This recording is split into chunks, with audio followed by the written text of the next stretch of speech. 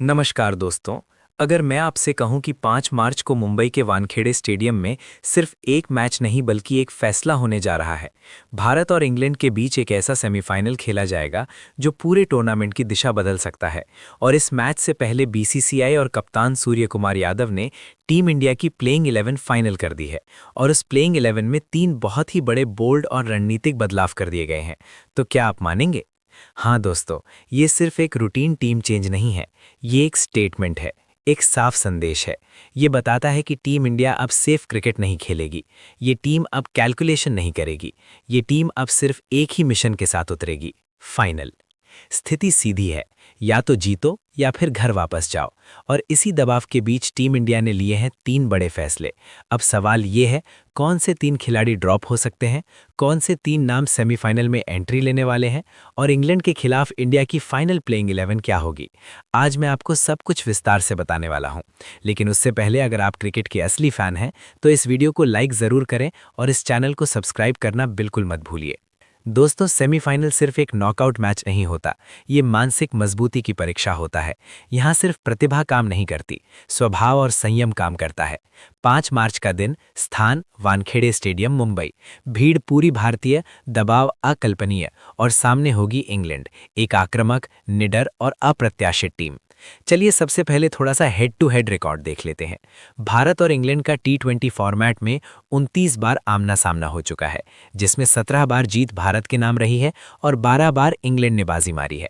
यानी आंकड़ों के हिसाब से पलड़ा भारत का भारी है। लेकिन सेमीफाइनल में आंकड़ों से ज्यादा महत्वपूर्ण होता है मोमेंटम।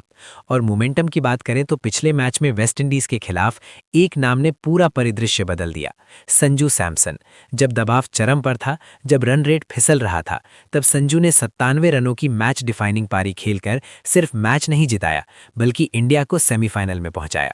इसी वजह से अब प्रबंधन के पास विश्वास है कि बोल्ड फैसले लेने का समय आ चुका है। चलिए बात करते हैं 3 बड़े बदलाव की। सबसे पहला बड़ा फैसला, अभिषेक शर्मा। इस वर्ल्ड कप में उनका प्रदर्शन अस्थिर रहा है। 3 बार जल्दी आउट, सिर्फ एक प्रभावशाली पारी जिम्बाब्वे के खिलाफ। लेकिन बड़े मैचों में उनसे जो विस्फोटक शुरुआत की उम्मीद थी वो लगातार नहीं मिल पाई। सेमीफाइनल में धीमी शुरुआत स्वीकार नहीं की जा सकती, बिल्कुल नहीं। रिपोर्ट सुझाव दे रही हैं कि प्रबंधन ओपनिंग संयोजन में बदलाव कर सकती है। विकल्प ये है कि अभिषेक को बरकरार रखा जाए लेकिन उन्हें स्पष्ट भूमिका दी जाए, शुद्ध आक्रामकता, या फिर एक सरप्राइज मूव हो सकता है जहां मिडिल ऑर्डर से किसी अनुभवी नाम को ऊपर प्रमोट किया जाए। यहाँ एक नाम चुपचाप चर्चा में है, श्रेयस अय्यर। अगर टीम को स्थिरता चाहिए, अगर इंग्लैंड के तेज आक्रमण के खिलाफ मजबूत आधार चाहिए, तो श्रेयस एक रणनीतिक एंट्री हो सकते हैं।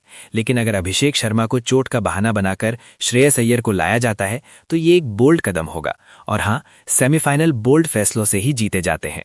दूसरा बड़ा फैसला, शिवम दुबे। दुबे की भूमिका एक बल्लेबाज ऑलराउंडर की थी, लेकिन हाल के मैचों में उनकी गेंदबाजी महंगी रही है। और जब आप इंग्लैंड जैसी पावर हिटिंग टीम के खिलाफ खेल रहे हो तो आधा गेंदबाज एक विलासिता बन जाता है। इसीलिए प्रबंधन गंभीरता से सोच रही है एक सही स्ट्राइक गेंदबाज लाने की। सबसे मजबूत दावेदार है मोहम्मद सिराज।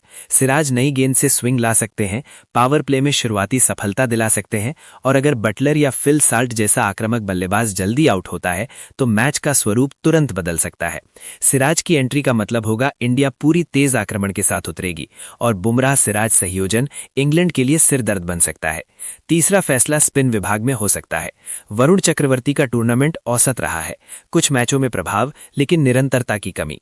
सेमीफाइनल में जोखिम कम लिया जाता है, इसीलिए प्राथमिकता मिल सकती है कुलदीप यादव को।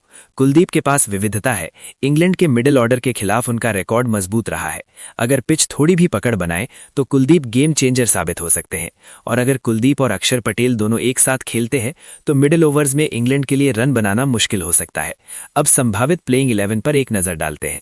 ओपनिंग में Abhishek Sharma, Sanju Samson, number 3 Ishan Kishan, number 4 Suryakumar Yadav कप्तान, number 5 Tilak Varma, number 6 Hardik Pandya, number 7 Axar Patel, number 8 Mohammed Siraj, number 9 Arshdeep Singh, number 10 Jasprit Bumrah, number 11 Kuldeep Yadav.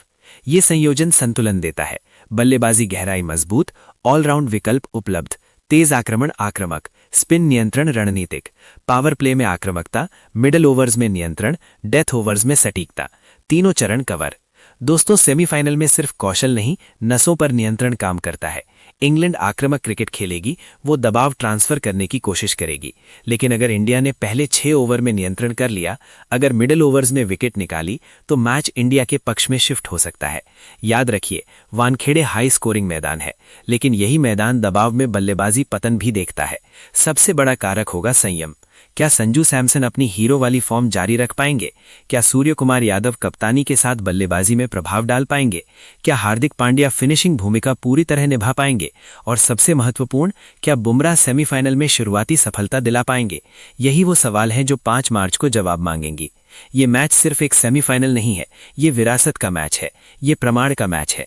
ये बताएगा कि टीम इंडिया सिर्फ ग्रुप स्टेज में दबदबा बनाने वाली टीम है या नॉकआउट विशेषज्ञ भी। दबाव चरम पर होगा, अपेक्षाएं विशाल होंगी, लेकिन जब टीम दीवार के खिलाफ होती है, तभी असली चरित्र सामने आता है। तो आप क्या सोचते हैं? क्या ये 3 बदलाव सही दिशा में है? क्या सिराज को लाना चाहिए? क्या कुलदीप सेमीफाइनल में गेम चेंजर होंगे? और आपकी प्लेइंग 11 क्या होगी? कमेंट करके जरूर बताएं। वीडियो पसंद आए तो लाइक, शेयर और सब्सक्राइब करना मत भूलिए। मिलते हैं अगले धमाकेदार अपडेट के साथ। जय हिंद।